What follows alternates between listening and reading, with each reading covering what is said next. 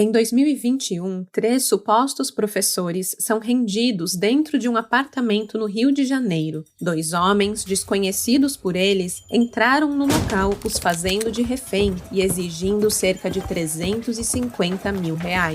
Ao alegarem não dispor daquela quantia, os professores passaram a ser torturados. Um deles chegou a levar uma facada na barriga e um outro teve o dedo decepado. As agressões foram gravadas e as mídias enviadas para amigos e familiares das vítimas. Uma tentativa de comover quem assistisse aos ataques a pagar pela liberação dos homens, mas nenhum contato tinha R$350 mil na conta bancária. Apesar das exigências dos sequestradores para que a polícia não fosse acionada, uma das pessoas que recebeu os vídeos se viu sem saída e entrou em contato com a Delegacia Antissequestro do Rio de Janeiro para informar um sequestro em andamento em Copacabana. As gravações foram repassadas para os agentes, que estouraram o apartamento, libertaram os 3 reféns e prenderam a dupla de sequestradores. Final feliz para as vítimas? Nem tanto. É que depois de serem encaminhados ao hospital para cuidar dos ferimentos causados pelas agressões, 2 das vítimas também foram presas. É aqui que a polícia descobre que esse não era um simples caso de sequestro. Esse é o caso do TCC do golpe. Alô, olá, alô, vai tudo bem? Bem-vindos ao Café com Crime, o podcast onde você pode ser o aficionado por crimes reais que você é, sem julgamentos. Eu sou a Esté Zorbi, ou Dona Café, como preferir, e hoje vamos falar de um caso que ficou conhecido como o TCC do golpe, ou Escola do Crime. Em setembro de 2021, as manchetes dos principais portais jornalísticos do país davam conta de uma situação tão surreal que parecia ter saído diretamente de uma série da Netflix. Uma história tão doida que nem o melhor roteirista do planeta seria capaz de produzir. Se tratava de um suposto esquema de educação onde professores, bem entre aspas, ensinavam alunos a dar golpes por telefone, fazendo com que algumas alunas, durante o seu TCC, o seu trabalho de conclusão de curso de estelionato, arrecadassem aí cerca de R$350 mil. O caso escalou quando os mestres não quiseram compartilhar o lucro com as aprendizes. E elas, anjinhas que eram, não deixaram barato. A história acabou em sequestro, tortura e muito sensacionalismo. Acontece que os fatos aconteceram de uma forma diferente dessa que eu acabei de contar, que foi o que foi noticiado à época do crime. E nós só descobrimos isso quando nos dispusemos a pesquisar o caso para gravar este episódio e ter acesso ao processo e à sentença. E eu só digo uma coisa: é o mais puro suco de Brasil. Mas eu não vou dar spoilers. Fique comigo durante o episódio que eu te conto todos os detalhes do que realmente aconteceu nessa história maluca. Por sinal, este caso foi uma sugestão dos ouvintes Gabriel H. e Adriele C. Muito obrigada pela indicação. Antes de mergulhar na Escola do Crime, se você gosta de escutar casos criminais brasileiros aqui no Café com Crime, dê aquela força pra nós. Siga aí na plataforma onde você tá ouvindo, ative as notificações para não perder nenhum novo episódio e, se puder, deixe a sua avaliação também. Parece pouco, mas essas coisinhas ajudam demais o podcast a se manter relevante. E para você que é crimiseiro mesmo e quer sempre mais cafezinho, mais Café com Crime, que tal apoiar o podcast na Aurelo ou no Apoia-se? Quem apoia ganha acesso a um episódio exclusivo extra por mês. No último exclusivo, eu contei o caso de Mari Munhoz, uma mulher trans que assassinou o amigo e se passou por ele durante 1 ano. É surreal. Para escutar os episódios extras, basta apoiar. É só clicar no link que está na descrição deste episódio, que você já ganha acesso imediato, assim, ó, a mais de 30 episódios exclusivos para apoiadores. Super obrigada a todos os apoiadores, de verdade, vocês fazem esse podcast existir. Último lembrete antes de começar: esse podcast também faz uso de efeitos sonoros, então se puder, escute de fone de ouvido. Eu te garanto que faz uma diferença. E com isso, bora começar do começo?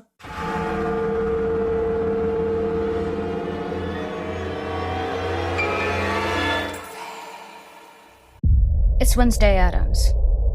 I see you're trying to distract yourself from your own banal thoughts. Let me help. Here's a recording thing made of my latest root canal.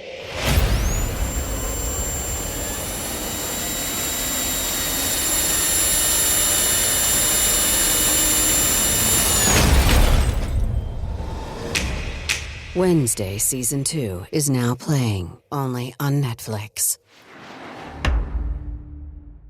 Hey, it's Ryan Reynolds here from Mint Mobile. Now, I was looking for fun ways to tell you that Mint's offer of unlimited premium wireless for $15 a month is back.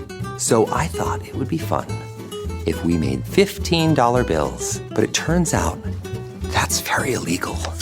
So there goes my big idea for the commercial. Give it a try at mintmobile.com/switch. Upfront payment of $45 for 3-month plan, equivalent to $15 per month required. New customer offer for first 3 months only. Speed slow after 35 gigabytes if network's busy. Taxes and fees extra. See mintmobile.com.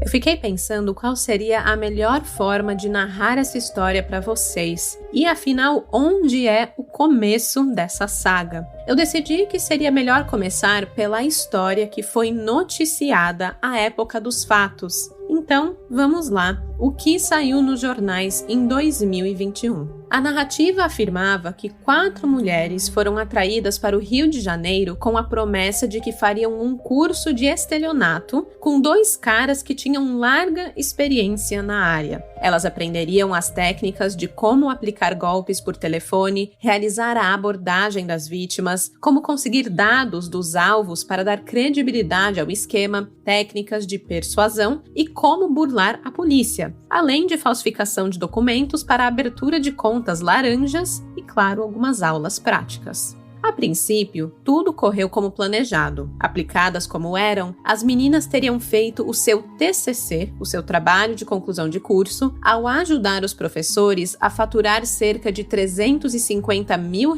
em poucos dias, usando as técnicas aprendidas nas aulas. Era uma quantia expressiva de dinheiro e capaz de encher os olhos de qualquer um. Imagina de aprendizes de estelionatário, né? Era um sonho, né? Quem faturaria esse valor em um curto espaço de tempo? Poucas pessoas, diga-se de passagem. Mas isso só mostrava a eficácia desse curso de golpes. Tudo corria bem até que as discussões pelo dinheiro começaram. O caldo começou a entornar mesmo na hora de dividir os lucros. As alunas, claro, queriam sua parte no dinheiro, mas os professores diziam que elas só tinham direito ao conhecimento compartilhado nos dias em que permaneceram no Rio de Janeiro. O dinheiro, o lucro dos golpes, era deles, dos professores. Eles se recusaram a distribuir os dividendos, uma atitude que causou imensa revolta entre as alunas, que sentiram como se tivessem caído num golpe dos mestres do crime. A ironia, né? As anjinhas, muito inconformadas, resolveram se vingar e entregaram os seus mestres nas mãos de milicianos em uma tentativa desesperada de recuperar os R$350 mil arrecadados por elas no período de aulas. Como vocês podem imaginar, esse suco de Brasil não acabou bem. É que depois que as mulheres facilitaram a entrada de 2 dos 3 caras dos milicianos no apartamento dos professores, os docentes foram rendidos e torturados. Mesmo assim, eles alegavam não ter o dinheiro que as jovens queriam. Os milicianos passaram a torturar os homens, gravando vídeos dessas torturas que incluíram socos, decepação de dedos e orelhas e esfaqueamentos. Os vídeos foram compartilhados com amigos e familiares, onde era exigido os R$350 mil, senão os homens seriam assassinados. O feitiço virou contra os feiticeiros. Os golpistas, que ganhavam a vida enganando pessoas por dinheiro, agora eram vítimas de um sequestro com um valor de resgate em suas cabeças. É realmente um plot twist de filme, né? A história, desse jeitinho que eu contei aqui, estava pronta para ser explorada e, de fato, ganhou repercussão nacional e estampou as capas dos noticiários e manchetes dos programas policiais por 3 dias. Depois, sem mais nem menos, a narrativa foi engavetada e não se falou mais nada a respeito. Ué, mas e o caso, cinematográfico, capaz de chocar até os mais experientes dos redatores? Bem, ele aconteceu. Nós só não sabemos quem foi o responsável por divulgá-lo da forma como foi, pois os fatos se deram de maneira um pouco diferente do noticiado em 2021. Coisa que descobrimos ao ler o processo para este episódio. A história parece complicada, e é um pouquinho mesmo, ela é cheia de personagens e nuances. E de motivações diversas que levaram um grupo todo de jovens a crimes extremos. Eu vou explicar tudo, tintim por tintim, para vocês. E agora que você conhece um pouco do que foi divulgado na imprensa, vamos entender como tudo começou de verdade e como tudo realmente acabou.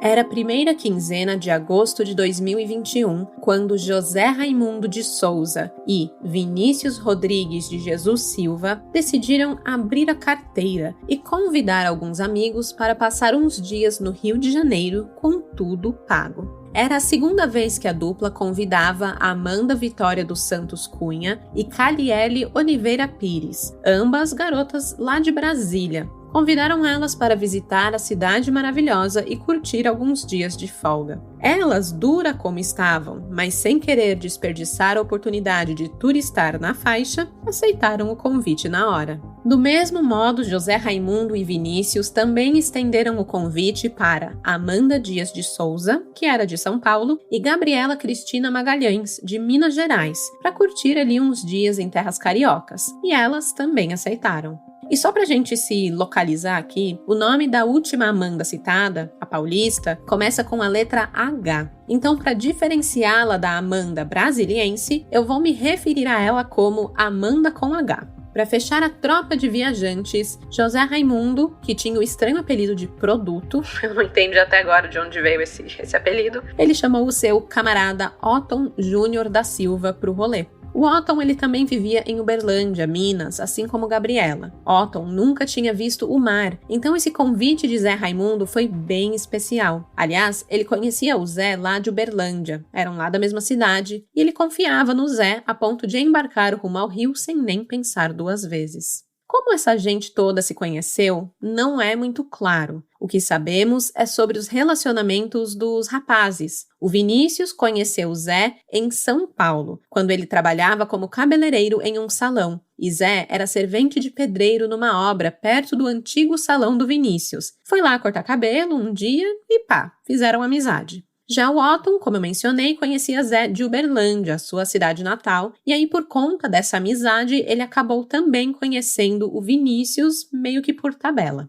Já as meninas não sabemos como entraram nessa história de início. Se eram amigas, ou se conheciam virtualmente, se tinham batido papo com os caras online, se conheceram talvez em viagens anteriores.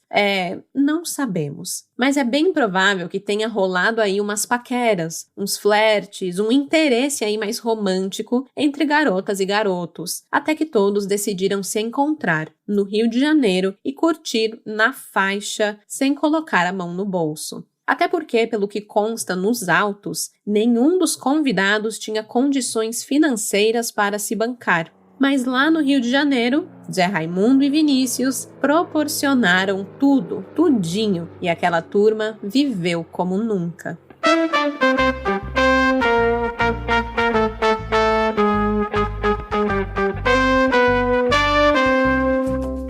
O pessoal ficou hospedado no apartamento que José Raimundo e Vinícius estavam dividindo, em um dos endereços mais badalados do Rio de Janeiro, na rua Barata Ribeiro 625, em Copacabana, na zona sul da cidade. Era pertinho de tudo, mercados, farmácias, lanchonetes e, claro, a apenas 2 quadras da praia mais famosa do Brasil. Um sonho, né?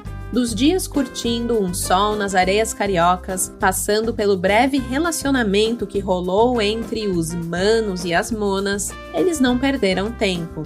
Em um espaço de aproximadamente 10 dias, a galera conheceu os pontos turísticos e badalou pelas principais boates da Zona Sul, tudo bancado por Zé Raimundo e Vinícius. A dupla gastou pelo menos R$10 mil com os amigos, sem questionar os valores em nenhum momento, fato que chamou chamou a atenção das meninas. Elas achavam muito estranho que 2 caras que passavam o dia inteiro sem fazer nada tivessem tanta grana para gastar. Como que de cabeleireiro e pedreiro, Zé e Vini conseguiam agora bancar geral em Copacabana? Com o passar dos dias, elas decidiram questionar José Raimundo e Vinícius sobre a origem do dinheiro. E aí foram informadas de que a dupla, assim como Otton, praticava alguns corres que lhes proporcionavam uma vida confortável e a possibilidade de agradar as pessoas que eles gostavam. E que corres eram esses? Eram golpes. Golpes dos mais variados, desde utilização de cartões de crédito clonados até enganar pessoas através de centrais telefônicas falsas, fraude que tem vitimado milhares de pessoas. A explicação não só as convenceu, como também as deixou interessadas no esquema e com os olhos brilhando. Em uma das baladas que frequentaram juntos, Amanda Gabriele, Amanda com H e Caliele conheceram Ricardo e David, que também faziam parte do esquema de Zé Raimundo e Vinícius. Ricardo era o chefe da operação, enquanto David, vulgo Dedé, era o braço direito dos rapazes nos golpes aplicados. Lá pelo dia 20 de agosto, o clima amistoso entre os brothers começou a mudar. É que, diferente dos dias anteriores, que foram de pura curtição, José Raimundo, Vinícius e Otton precisaram trabalhar para manter a estrutura toda de pé.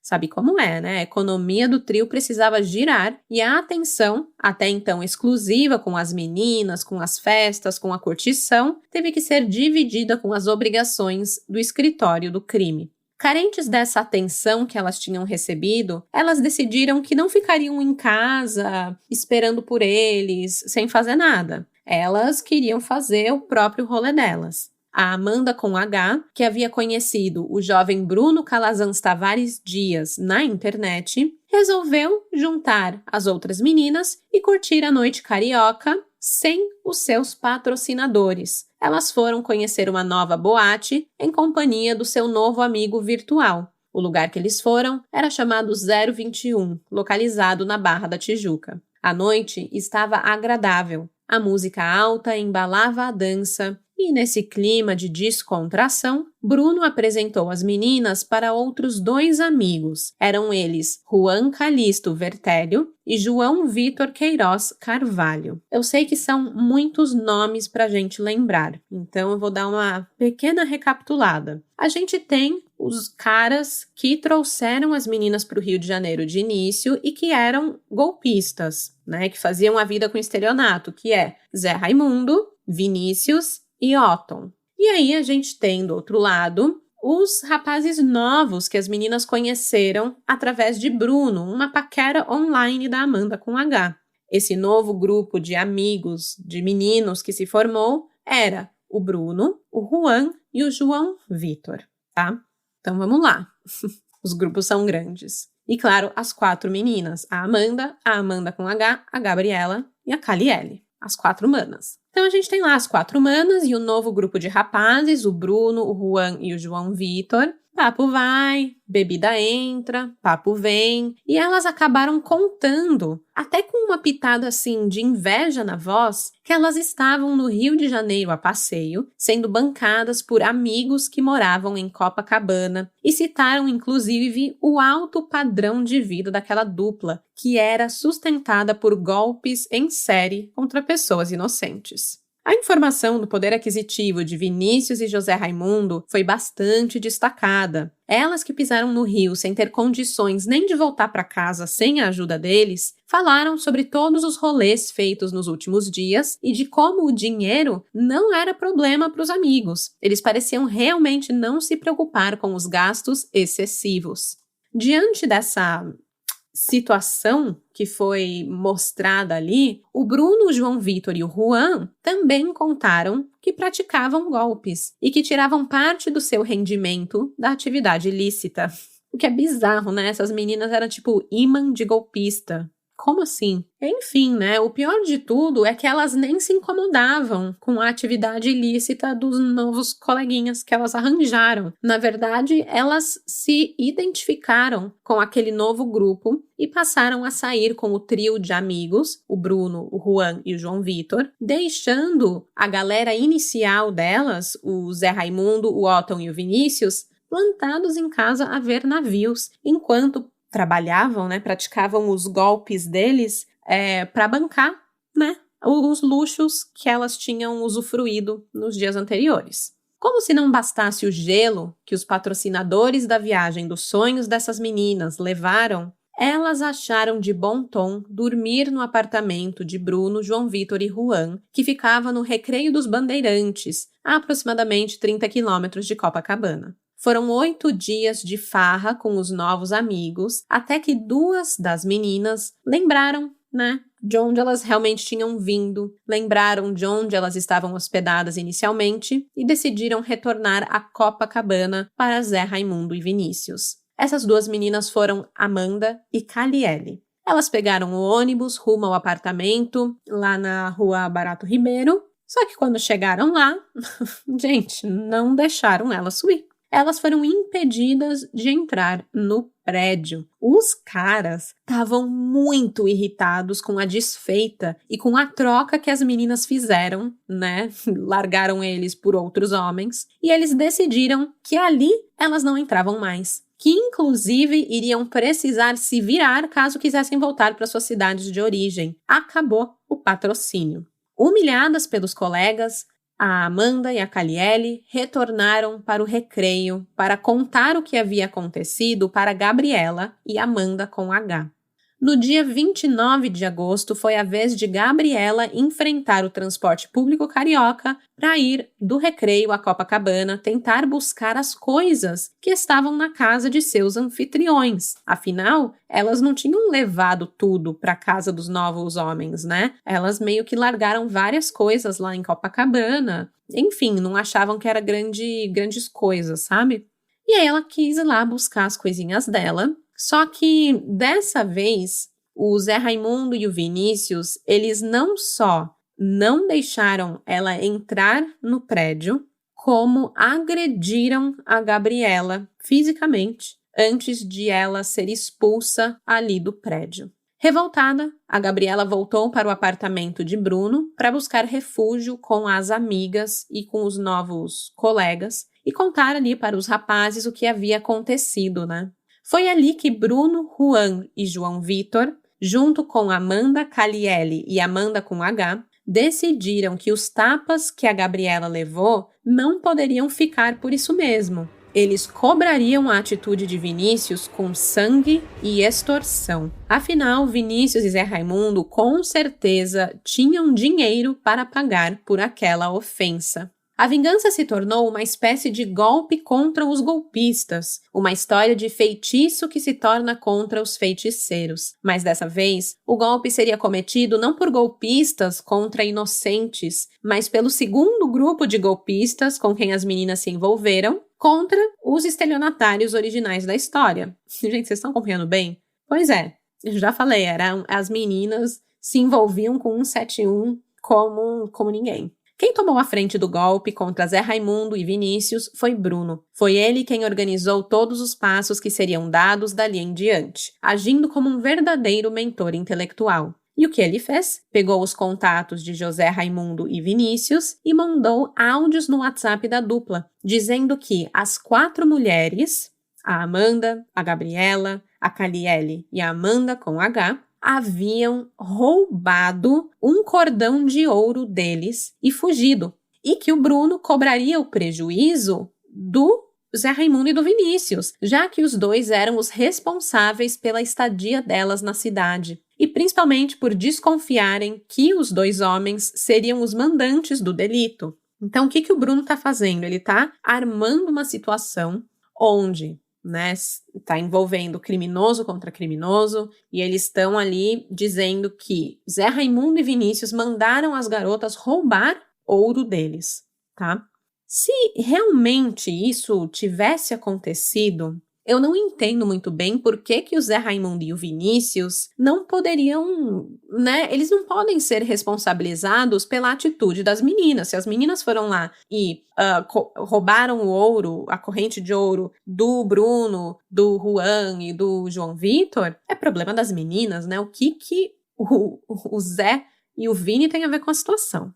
Mas, enfim... O que foi afirmado é que, como eles tinham pagado a viagem, a hospedagem, trouxeram as meninas para o Rio de Janeiro, eles se tornavam responsáveis por elas. Eu não sei se existe aí algum acordo de cavalheiros no mundo do crime, eu só sei que o Bruno conseguiu o que ele queria. E o Vini e o Zé Raimundo decidiram receber os outros rapazes em seu apartamento para conversar melhor sobre o assunto. Ao abrir a porta de seu apartamento para esses rapazes, eles não sabiam que estavam dando brecha para que o destino de todos eles mudasse totalmente.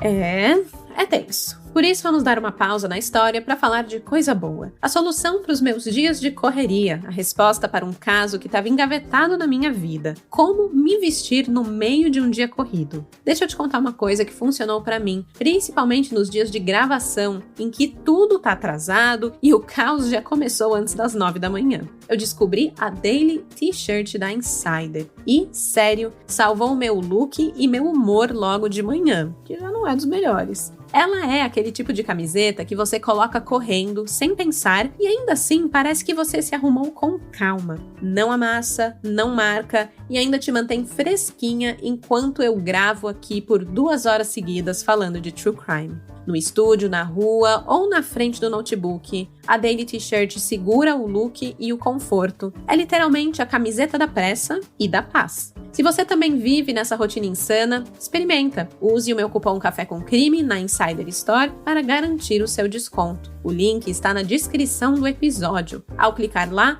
o cupom é aplicado automaticamente no seu carrinho. Agora que dei a dica boa da Insider, bora voltar pro crime? Breathe deep. Imagine your legs more limber in Duluth Trading Double Flex Denim. Envision euphorically squatting for that can of suds, bending for your toolbox in a state of bliss, lunging for your laser level on a whole new level.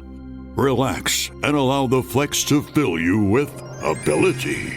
Find your inner flex in Double Flex Denim only at Duluth Trading. It's back to school season and Clorox is donating 2 million disinfecting wipes to classrooms across America. Because back to school means things can get a little bit messy. Just ask second grade teacher Mr. Torres. Put me and just one Clorox wipe on a team? We can take on crayon smudges, sticky fingerprints on every surface, sneezes on the door handle, juice box explosion by the sink, snack crumbs, and don't even get me started on the bathroom passes. Clorox disinfecting wipes. Teacher's #1 wipe. Think about it. Bathroom passes. Clean feels good. Based on unit sales data.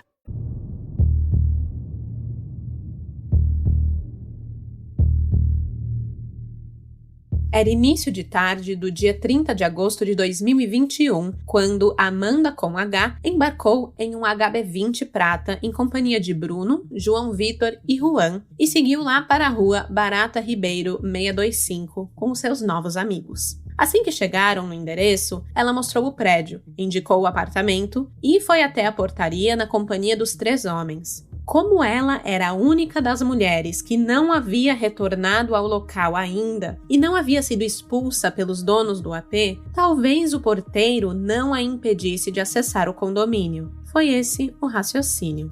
Só que a Amanda com H não precisou convencer o porteiro a liberar a sua entrada, pois o próprio José Raimundo quem permitiu o acesso de todos. Ele realmente acreditou que tudo seria resolvido na base da conversa, com aquele novo grupo de golpistas que teriam sido supostamente vítimas das meninas.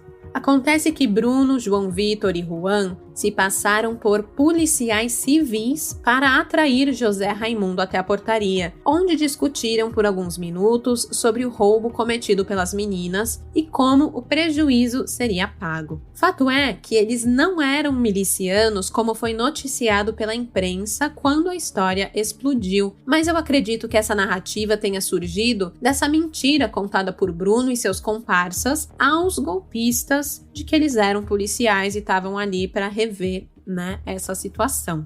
Bem, ali no térreo, os 3 rapazes conversaram com Zé Raimundo, mas diante de um impasse, ficou combinado que eles iriam até o apartamento para se juntarem a Vinícius na tentativa de entrarem em um acordo. E assim, todos subiram, exceto Bruno. O mentor do sequestro voltou para o HB20 Prata que estava estacionado perto do prédio. Amanda com H, João Vitor e Juan chegaram ao 6º andar do edifício Honduras junto de Zé Raimundo. Tudo numa boa. Até que, ao entrarem no apartamento, surpreenderam Zé, Otton e Vinícius. Renderam os 3 homens e passaram a ameaçá-los caso não pagassem o que queriam, uma quantia de R$350 mil em troca de sua liberdade. Assim que houve a rendição, Amanda com H voltou para o carro e com Bruno foi até um quiosque na praia para aguardar o desenrolar da situação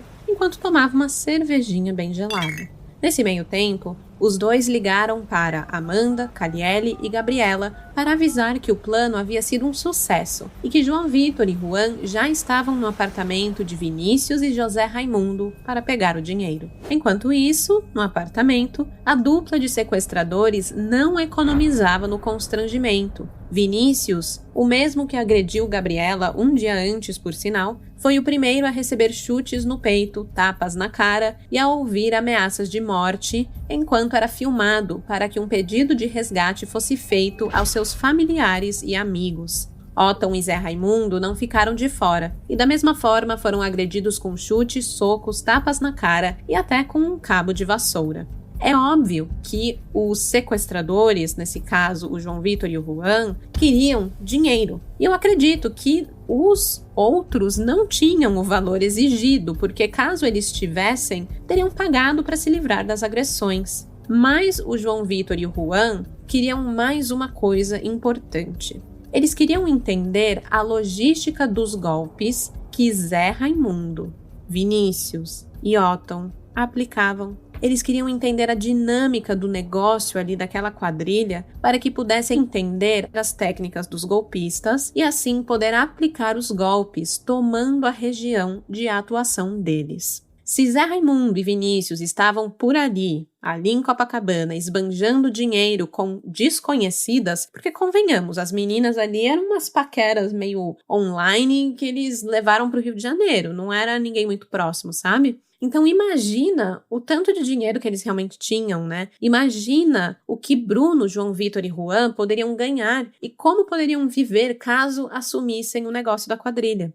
E aí eu fico com isso na cabeça, que se na mídia foi divulgado que existiu uma escola do crime com alunas realizando TCCs e golpes, não foi bem assim, mas houve realmente aí um interesse em que uma escola desse tipo existisse, Porque, na real, os sequestradores queriam realmente fazer de Zé, Vini e Otton professores do crime, só que à força, E não como se eles realmente estivessem vendendo curso online de estelionato, que aliás existe, mas a gente fala disso depois. Acontece que eles não tiveram sucesso em realmente conseguir fazer ali o TCC do golpe que eles tanto queriam. Os golpistas não estavam dispostos a ceder às exigências de seus algozes e pagaram caro por isso. Nervoso e sem controle, o Juan encontrou uma tesoura no apartamento e, como quem a usa para cortar uma folha de papel, rasgou a orelha de Vinícius. O sangue imediatamente desceu pelo pescoço da vítima, sujando toda a sua roupa. Inspirado pelo comparsa, João Vitor também decidiu tomar uma atitude extrema e, com uma faca, decepou alguns dedos da mão direita de José Raimundo, que, diante da dor insuportável, gritou por ajuda até perder as forças. Otton também não saiu ileso. Ele foi esfaqueado na barriga pelos sequestradores, em uma tentativa frustrada de obter dinheiro e informações da operação dos estelionatos. Era quadrilha contra quadrilha, um enfrentando o outro por inveja, ganância e uma ambição descontrolada por dinheiro fácil. Cada agressão foi registrada cuidadosamente em vídeos de tortura gravados para serem enviados a familiares e amigos das vítimas no intuito de conseguir o dinheiro do resgate. Uma das pessoas que recebeu o vídeo foi Ricardo, o chefe da operação, da quadrilha do Zé, do Vinícius e do Otton, um homem que as meninas haviam conhecido durante uma balada dias antes. Só que no dia do sequestro e da tortura, o Ricardo não estava no Rio de Janeiro, então ele se livrou. Mas ele recebeu uma ordem muito clara quando recebeu esses vídeos por WhatsApp. Se uma transferência no valor de 350 mil não fosse realizada até 6 horas da tarde e 20 minutos, o próximo vídeo a ser enviado seria dos corpos do trio de estelionatários. Além de Ricardo, a mãe de Otton, que vivia em Uberlândia, também recebeu um vídeo da tortura contra o filho e um pedido de resgate no valor de 50 mil reais, o que obviamente não foi pago, pois ela não tinha a menor condição de mandar aquela grana. Todos os que receberam o vídeo de tortura e o pedido de resgate foram informados de que não deveriam acionar a polícia sob nenhuma hipótese. Caso contrário, os rapazes seriam assassinados. Bruno também recebeu um vídeo que mostrava as vítimas ensanguentadas e visivelmente machucadas, mas no caso dele era só os capangas ali mostrando que o serviço estava sendo feito. No áudio enviado, João Vitor e Juan informavam o seguinte: aqui, patrão, estão todos amarrados já, só esperando o dinheiro.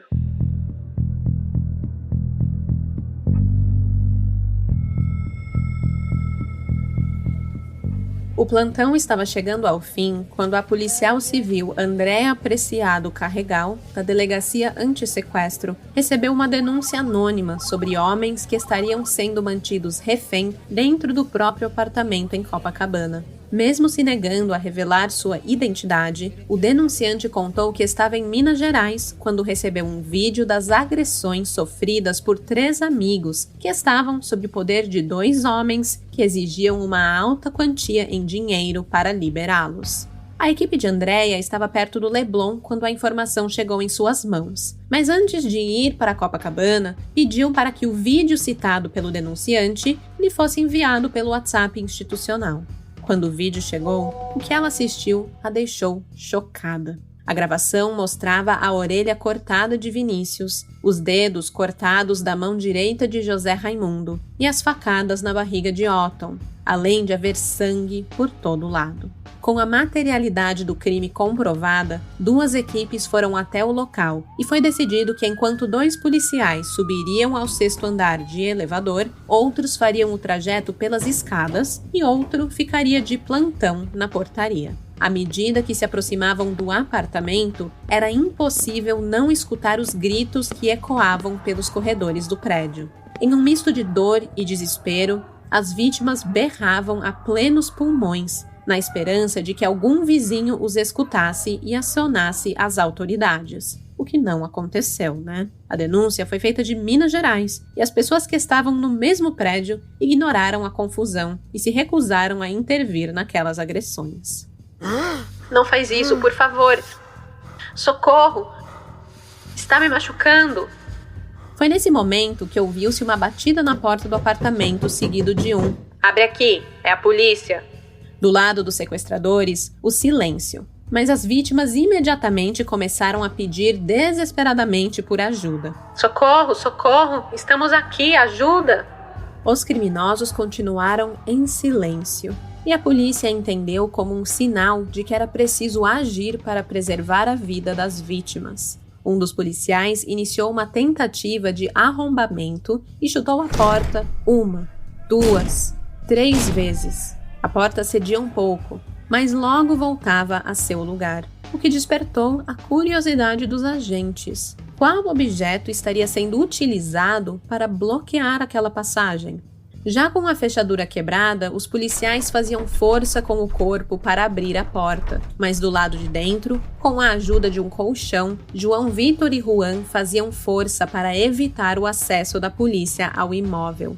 Em determinado momento, os agentes se deram conta que os meliantes os atacavam do outro lado da porta com uma faca. Eles estavam tentando esfaquear os policiais para evitar que eles entrassem no apartamento. Uma atitude que exigiu um contragolpe à altura. Com a ponta do fuzil sendo introduzida em uma brecha da porta, os criminosos precisaram baixar a guarda. Uma atitude que deu certo.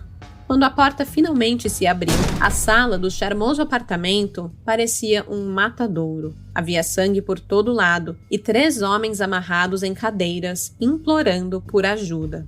Enquanto os policiais entravam no local, foi possível ver 2 pessoas correndo para o lado esquerdo do apartamento, mas é óbvio que não havia escapatória ali do 6º andar. João Vitor e Juan foram dominados enquanto tentavam argumentar que as vítimas eram estelionatários e que mereciam a tortura. Assim que foram alcançados pelos agentes, Vinícius falou sobre o envolvimento de Bruno e Amanda com H no sequestro, o que levou os agentes a não darem o caso como encerrado. Eles ainda precisavam buscar os responsáveis. Depois dos primeiros esclarecimentos dados pelas vítimas e pelos sequestradores, o SAMU foi acionado para socorrer os rapazes, e os dedos de José Raimundo foram colocados no gelo para aguardar o socorro e aí tentar uma cirurgia para colocar os dedos dele de volta, né? O médico responsável pela ambulância disse aos policiais que Vinícius teria ido a óbito caso não tivesse sido resgatado a tempo. Tamanha era a hemorragia causada pelo corte de sua orelha. Os sequestradores foram levados para a delegacia e as vítimas para o Hospital Miguel Couto, no Leblon, para os primeiros socorros, né? E apesar dos ferimentos chocarem à primeira vista, eles não foram graves o suficiente para mantê-los internados por muito tempo. Por volta da 1 da madrugada do dia 31 de agosto, José Raimundo, Vinícius e Otton foram liberados e levados à delegacia para prestar os esclarecimentos necessários antes de voltar para casa. Só que uma atitude mal pensada mudou os planos de pelo menos 2 desses personagens. O problema é que Vinícius e José Raimundo, não satisfeitos com os ferimentos que haviam sofrido, acharam uma boa ideia se apresentarem à autoridade policial utilizando nomes falsos. Muito provavelmente queriam tentar esconder os seus próprios crimes como uma quadrilha de golpistas. Vinícius se identificou como Gil Araújo Vieira e Zé usou o nome Mateus Carneiro dos Santos.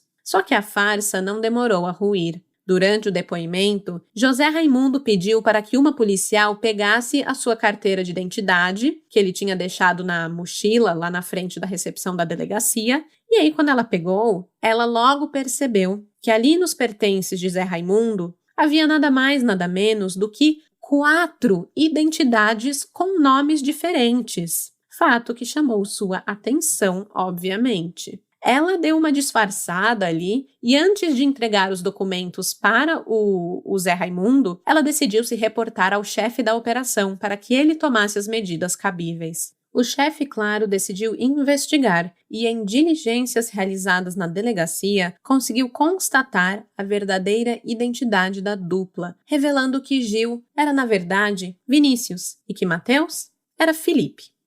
Epa, peraí, quem é Felipe? Pois é, Zé Raimundo tinha tanta identidade falsa que até a polícia teve dificuldades de entender quem realmente ele era. As matérias da época, inclusive, identificavam a dupla nas notícias como Vinícius e Felipe, mas após uma perícia papiloscópica, que é de impressões digitais, ficou comprovado que aquele homem não se tratava nem de Mateus e tampouco de Felipe, mas sim de José Raimundo. E o que aconteceu? Vini e Zé foram presos e indiciados por crime de uso de documento falso e por delito de falsa identidade. Na prática, os dois apresentaram identidades falsas, porém um deles era falsificado, no caso de Zé, e a outra não teve a adulteração comprovada. Ou seja, mesmo que a intenção de ambos fosse enganar os agentes, a diferença entre ser falso e não comprovadamente falso mudou ali um pouco o rumo dos processos mais para frente. Otton, que não mentiu sobre sua identidade, ele acabou usando seu nome real, ele acabou sendo considerado uma vítima de tortura e sequestro. Ele não foi tido como outro criminoso como seus comparsas. Apesar dele também fazer parte da quadrilha ali dos estelionatários, não tinha materialidade sobre esse crime. Então, ele foi liberado logo depois de seu depoimento. Bruno, Amanda com H e as outras 3 meninas sumiram feito fumaça após a prisão de João Vitor e Juan, mas a polícia não estava disposta a deixar a história em aberto. Com o intuito de esclarecer o crime e encontrar todos os envolvidos, os depoimentos de João Vitor e Juan foram tomados durante toda a madrugada. As informações foram repassadas ao setor de inteligência da Polícia Civil, setor que foi buscar provas que pudessem comprovar a participação dos suspeitos no crime. Antes do amanhecer, os agentes retornaram ao edifício Honduras, lá na rua Barato Ribeiro, para solicitar as imagens das câmeras de segurança tanto da rua como do hall do prédio. E, batata, foi comprovado que Bruno e Amanda com H estiveram no local do crime. As imagens também viabilizaram a identificação do veículo utilizado por Bruno para transportar seus cúmplices ao apartamento em Copacabana. Com a placa do veículo na mão, ficou fácil rastreá-lo, e a guarnição logo encontrou Bruno, Caliele, Gabriela e Amanda. E sabe onde todos estavam? Em um motel, na rodovia Rafael de Magalhães, em Magé, um município que fica a cerca de 70 quilômetros de distância da capital carioca. O pessoal se esforçou para se esconder, mas foi tiro na água, não deu certo. Todos foram conduzidos para a delegacia, e aqui eu quero abrir um parênteses para frisar o seguinte. Diferente do que foi noticiado, as meninas não eram alunas de estelionato e não arrecadaram R$350 mil realizando o seu TCC do golpe, como foi chamado. O único trecho da sentença que cita o envolvimento de uma das meninas com os golpes praticados por José Raimundo e Vinícius é durante o depoimento de João Vitor, que, é um dos caras que torturou ali os 2 golpistas. João Vitor afirmou que a Gabriela havia ficado chateada ao aplicar um golpe com a promessa de que receberia R$6 mil. Entretanto, esse valor havia sido gasto por Zé e Vini em um baile da favela da Rocinha com a turma toda e que ela teria ficado a ver navios. Quando ela contou isso a João Vitor, o torturador disse que pegaria o dinheiro de volta durante a invasão ao apartamento. Esse é o único relato de que as meninas, neste caso a Gabriela, também praticavam golpes com os seus amigos, com os seus patrocinadores da viagem, os seus mentores de golpe, Na verdade, eu acho que patrocinador da viagem é a descrição mais precisa do relacionamento deles. Vale pontuar que o relato é feito por João Vitor, um cara que também é golpista, sem que ele apresentasse nenhuma prova de que atualmente a Gabriela realizou um golpe. No fim das contas, esse é um caso onde não há exatamente inocentes.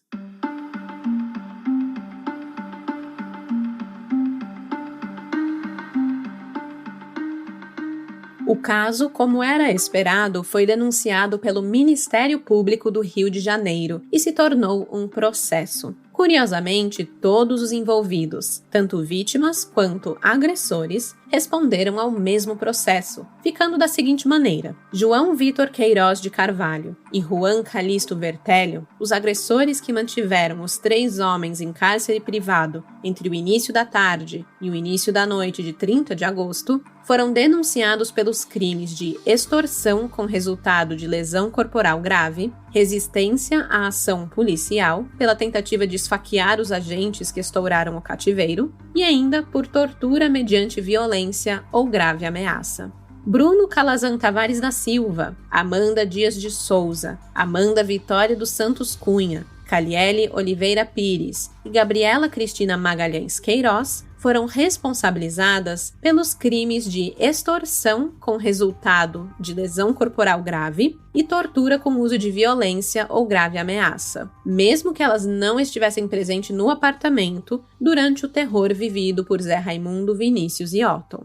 Vinícius Rodrigues de Jesus Silva e José Raimundo de Souza não escaparam do processo, apesar de estarem numa posição de vítima. Apesar de terem sido liberados da cadeia poucos dias após o crime que os vitimou, eles responderam por falsa identidade e por uso de documento falso, conforme eu expliquei anteriormente. Como nesse caso específico não havia nenhuma denúncia sobre estelionato contra esses homens, mesmo que houvesse indícios de que eles realmente faziam parte de uma quadrilha de golpistas, José Raimundo e Vinícius não responderam por este crime. Nós procuramos outros processos que essa dupla poderia ter respondido, diante dessas acusações de estelionato, mas não encontramos nada, apesar de saber que José Raimundo era reincidente. Durante a audiência de custódia, o flagrante de João Vitor e Juan foi convertido em prisão preventiva. A mesma medida foi aplicada a Bruno, Amanda com H, Amanda e Caliele poucos dias depois.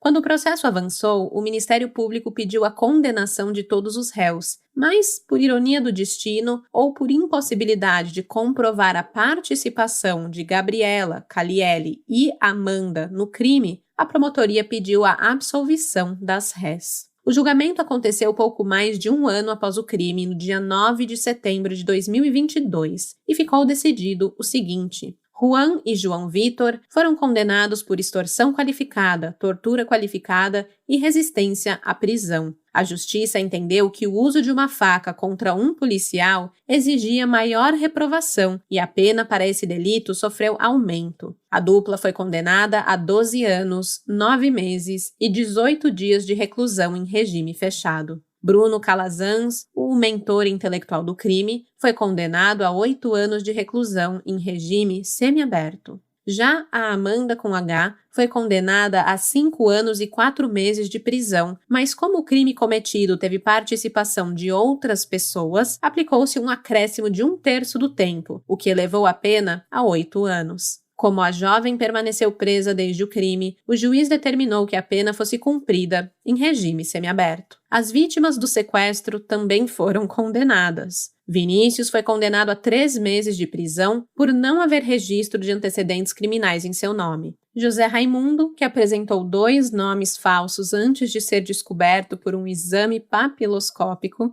não teve a mesma sorte. Como ele era reincidente e já condenado anteriormente por estelionato, sua pena foi fixada em 2 anos e 4 meses de reclusão em regime semiaberto. O pedido do Ministério Público foi acatado e Amanda, Gabriela e Caliele foram absolvidas das acusações contra elas. Como elas aguardavam o julgamento atrás das grades, o juiz expediu um alvará de soltura em caráter de urgência e o trio conquistou a liberdade em 2022.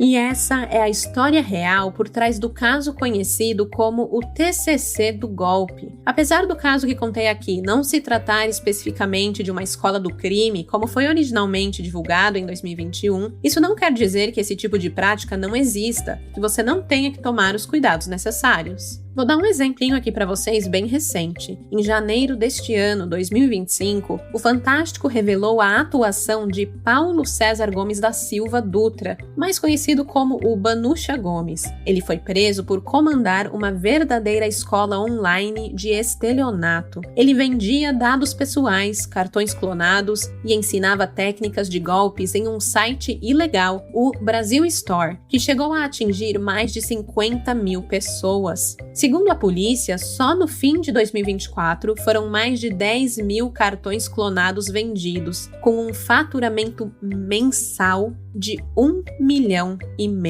de reais. Quando foi preso, em dezembro de 2024, Banucha Gomes havia drogas e armas em sua casa, além de 180 mil cartões clonados armazenados no computador. É coisa pra caramba, né? A polícia agora tenta identificar os alunos de Banucha que colocaram os ensinamentos do mestre do crime em prática. Ao mesmo tempo, a polícia tenta incentivar o desenvolvimento de campanhas de prevenção com especialistas, já que eles alertam para o aumento de 45% nos golpes digitais. Isso apenas em 2024, ano passado. Tá mais do que claro que, assim como a tecnologia, os crimes também se modernizaram e exigem que a gente se informe para se proteger. Não baixe a guarda, se mantenha sempre em alerta quando vocês estiverem aí online, usando o WhatsApp, o que quer que for, que você esteja se comunicando com alguém, sem estar frente a frente, olho no olho, cara na cara, sabe? Porque você nunca sabe se ali por detrás da outra linha, daquela atendente telefônica, da mulher que ligou do banco, se é realmente essa pessoa ou se você tá falando aí com um potencial criminoso. Bem, amanhã, quinta-feira, eu vou postar imagens desse caso do TCC do golpe lá no Instagram, o @cafécomcrime. Também no Twitter, no Facebook, a gente tá também no Blue Sky, segue a gente aí nas redes sociais para não perder os conteúdos extras que rolam por lá. Daqui a 15 dias, não na próxima quarta, mas na outra, eu volto com um novo caso criminal brasileiro para você. E até lá, desconfie de qualquer promessa para enriquecer do dia para a noite, porque de desgraça já basta esse podcast. Tchau, tchau! Esse episódio foi produzido, roteirizado e apresentado por mim, Stephanie Zorbi, com edição e desenho de som de Luigi Calistrato, pesquisa e roteiro por Ana Paula Almeida. As fontes de pesquisa utilizadas para este episódio foram Sentença e Acórdão de Apelação do Poder Judiciário do Estado do Rio de Janeiro, o portal G1, TV Bandeirantes, portal UOL e Programa Fantástico.